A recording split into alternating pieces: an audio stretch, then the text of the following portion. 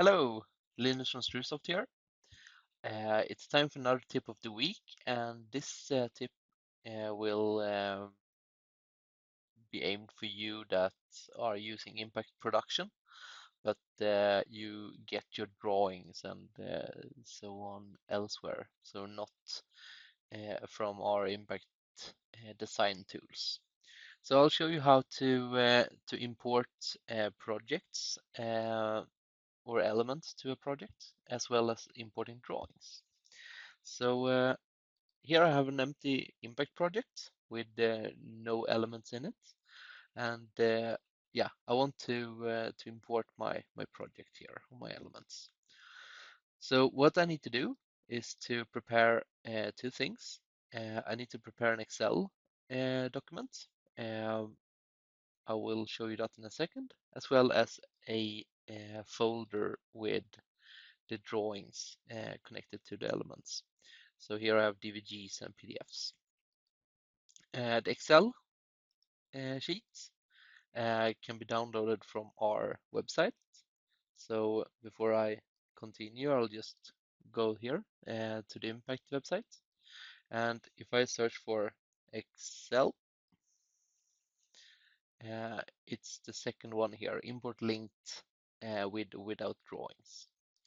So here you have the page with an description of how to work with it. If you are importing Excel without drawings, you have the download file here, and with the drawings, it's a little bit further down, so down here. So yeah, to set it up, you download the file, save it somewhere, and build up your file as you wish. So I've done a very basic example with 4 elements. So basically the blue fields here are mandatory, so we need to have a value like quantity and size, mass and volume, or mass and area, sorry, as well as the element mark. Then the orange ones are um, optional. So I filled in face, building, and floor here, as well as my drawing. So if I open here again, so my drawings are named W dash and then the number. And within my drawings, so if I open one of the examples, I have two layouts, one for the formwork and one for the reinforcement. So if I want to be able to open the PDF drawings with these two layouts, I need to have the layouts prefix or suffix prefix in my or a suffix in my case, as we can see here. So the the DVG drawing is just named as the drawing here, but the PDFs are divided into two. If you have if you have layouts but they are in one PDF drawing, then it's fine as well. Then you don't need to fill in the prefix or suffix here, but you can also have the same name for the DVD and the PDF, so no need for the suffix. Anyways, you can also add the revision and dates and so on from the drawings so that everything comes into your project. After you're done here, you close the Excel file. That's very important. And then we'll go here to the product browser, to the element marks. Right click and click on this import linked element mark and browse for the file. So I have my file here, this one. Then I have some options, so I can import only the elements and only element marks, only drawings, but I will do everything at the same time. So element marks, elements, and drawings.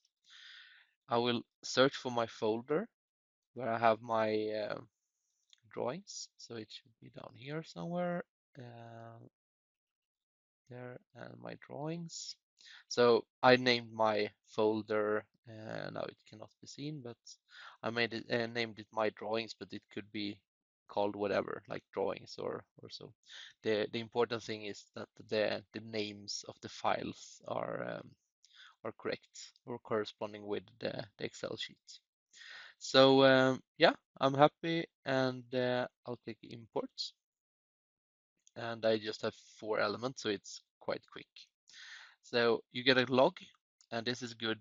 Yeah, both as a start, but also if you update the project while it's ongoing, then you get information on what could have been changed and so on. So down here, you see here that we added drawings and what files that were important or imported. Here we can also see that the PDF drawing W-1 is not found.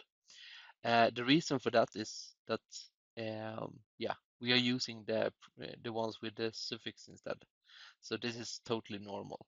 If you wouldn't have the suffixes, so you have one PDF drawing with all the sheets in it, as I explained earlier, then uh, you would not get these two, but you'll get the last one, and it would look like this, something like that. So I'll just try to illustrate it. So it looks something like this. Um, but yeah, in our case here, it's normal that it looks like this. So I'll close my file, and yeah, I got my elements, and while importing it from Excel, it will just be placed like a grid here, so not like a building. But anyway, you can use the functionalities, so you can use them for production, as well as if you right click, go to drawings, you can do it from other places as well, like the casting bed and so on. You can open the PDF files, for instance. So here I can open both in an external viewer like this. I can go here and go to drawings and open my DVG in either AutoCAD or in a DVG viewer here. So all the drawings will be available in the project. So yeah, this is a very quick and easy way to import elements when you don't have impact design and you want to work with your project in impact production. So I hope that this was interesting, and let me know if you have any questions. If not, I will wish you a happy Friday and a good weekend.